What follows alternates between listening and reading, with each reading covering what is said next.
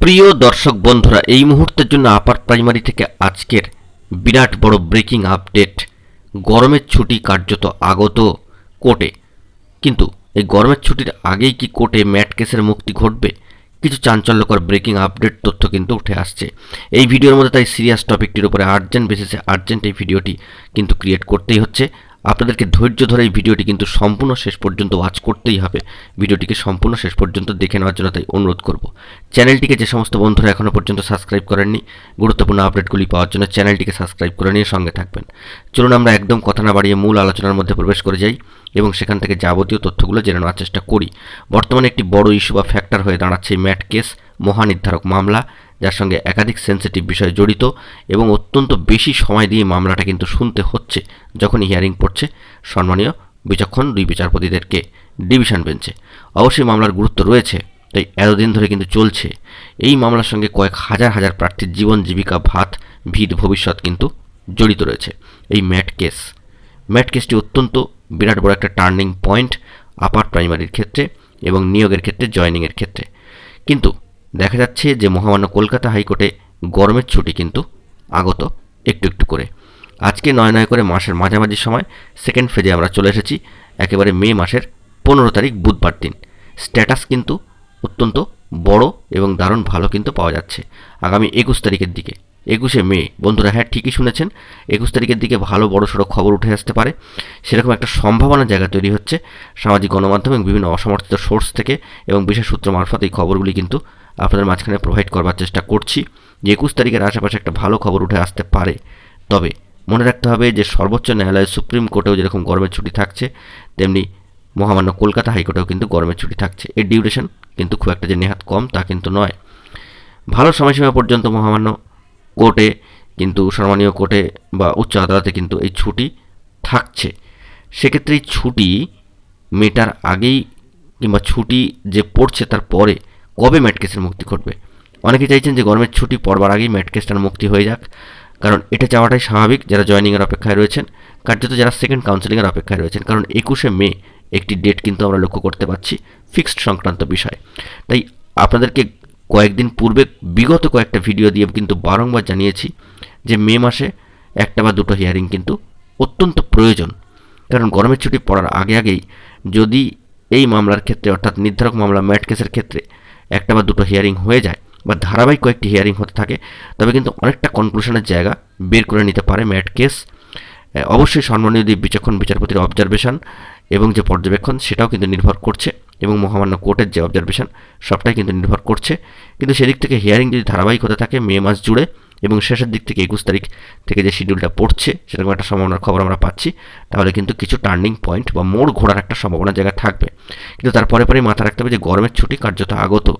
সে বিষয়ে মহামান্য কলকাতা হাইকোর্টের 2024-এর যে ক্যালেন্ডার এবং হলিডে লিস্ট, সেখান থেকে বিষয়টা আমরা একটু ঝাড়াই বাছাই করে দেখে নেওয়ার চেষ্টা করব। কারণ বরাবরই আপনাদেরকে তথ্য প্রোভাইড করার সময় বিশেষ কিছু তথ্যকে সামনে রেখে আমরা কিন্তু ভিডিওতে আপডেট দিয়ে থাকি। তাহলে বন্ধুরা, মহামান্য কলকাতা হাইকোর্টের যে লিস্ট অফ হলিডেজ ডিউরিং 2024-এর পাবলিশড যে হলিডে লিস্ট, সেখান থেকে আমরা যদি একটু ঝাড়াই বাছাই করে তাকিয়ে দেখি, অন স্ক্রিনে বিষয়টি আপনারা দেখতে পাচ্ছেন সরাসরি, যে সামার ভ্যাকেশান, গ্রীষ্মকালীন যে ছুটি বা গ্রীষ্মাবকাশের যে ছুটি, সেটি কিন্তু মে 27 থেকে জুন 7, অর্থাৎ যে মে মাসের 27 তারিখ থেকে 7ই জুন পর্যন্ত চলবে।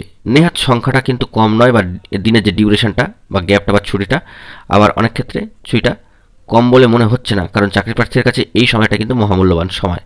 আবার গরমের ছুটিটাও প্রয়োজন, নিয়ম মেনে যেটা হওয়ার সেটাই কিন্তু হচ্ছে, বা এই সিস্টেমেটিক প্রসেসে মহামান্য কোর্টে। তাই সামার ভ্যাকেশনের যে ডিউরেশনটা আমরা দেখতে পাচ্ছি মে 27 থেকে জুন 7 তারিখ, অর্থাৎ জুনের 7 তারিখ পর্যন্ত। এই বিষয়টার মধ্যে খেয়াল করতে হবে যে এর আগে অর্থাৎ 21 তারিখ থেকে কয়েকটা শিডিউল যদি পরপর পড়ে এবং 27 তারিখের আগ পর্যন্ত যদি এই বিষয়গুলো ধারাবাহিক শুনানিতে চলতে থাকে, তবে অনেকটাই কিন্তু ভালো একটা পজিশনে চলে আসবে। এটুকু আমরা সম্ভাবনা বা আশার মধ্যে রাখছি ম্যাট কেসের ক্ষেত্রে।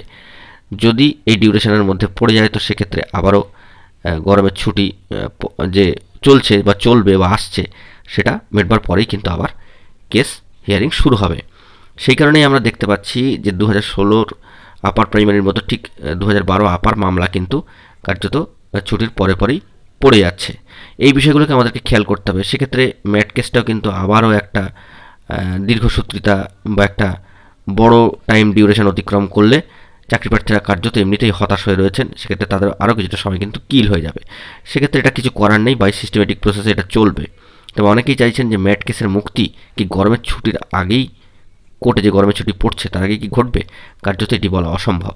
তবে যেটি মনে করা হচ্ছে যে হয়তো ম্যাট কেসের কনক্লুশন গরমের ছুটির আগে হওয়াটা কার্যত অসম্ভব, কারণ বিশেষ কিছু কিছু ইম্পর্ট্যান্ট বিষয় কিন্তু এর সঙ্গে জড়িত হয়ে রয়েছে, যা 21 থেকে 27-এর মধ্যে কি হবে না হবে তা বলা কিন্তু কার্যত একেবারেই মুশকিল।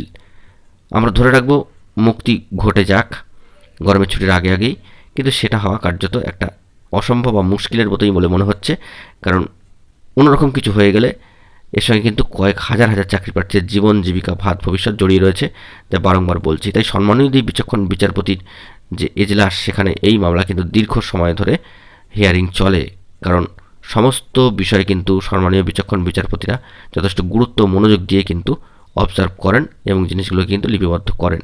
তাই 21 থেকে 27-এর মধ্যে যে কটা শিডিউল পড়ছে, অবশ্যই সেখানে শনি এবং রবিবার তো থাকছেই, সেগুলো বাদ দিয়ে ওই কয়েকটা দিনের মধ্যে ম্যাট কেসের মুক্তি ঘটে যাবে এমনটা কিন্তু আমরা আশা করতে পারছি না। এটাই কিন্তু বাস্তব সত্য, এটা কিন্তু মানতে হবে বন্ধুরা।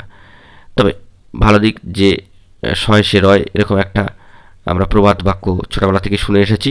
তো সেক্ষেত্রে এই ম্যাট কেসটি যদি গরমের ছুটি পার করে যায়, সেক্ষেত্রে জুন মাসে চলে আসছে এবং আমরা জানি যে ভোট পর্ব চলছে।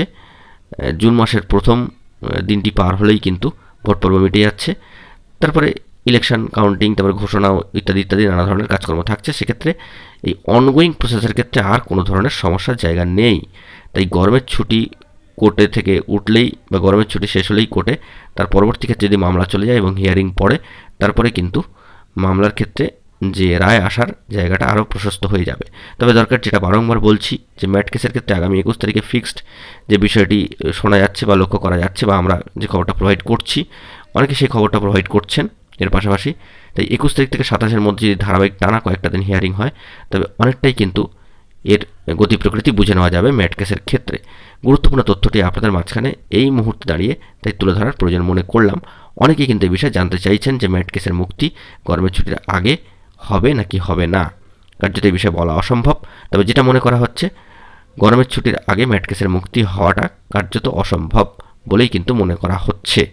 যদিও সবটাই মহামান্য কলকাতা হাইকোর্টের অবজারভেশনে রয়েছে, আমরা সমস্ত দিকে ফোকাস করছি। সম্মানিত বিচক্ষণ বিচারপতি যাবতীয় বিষয়গুলিকে পর্যবেক্ষণে রয়েছেন। বন্ধুরা, আপনারা কোনো তথ্য পেলে অবশ্যই সেটিকে প্রোভাইড করার চেষ্টা করবেন। তবে আমরা কিন্তু আরও খোঁজখবর নিয়ে আপনাদেরকে তথ্য প্রোভাইড করে দেওয়ার চেষ্টা করব, যখন যেটা যেমন পাবো সবার আগে সবার প্রথমে। দেখা যাক বন্ধুরা পরবর্তী ক্ষেত্রে কী খবর আপডেট উঠে আসে। ভিডিওটি ভালো লাগলে লাইক, কমেন্ট, শেয়ার করে সকলকে দেখার সুযোগ করে দেবেন।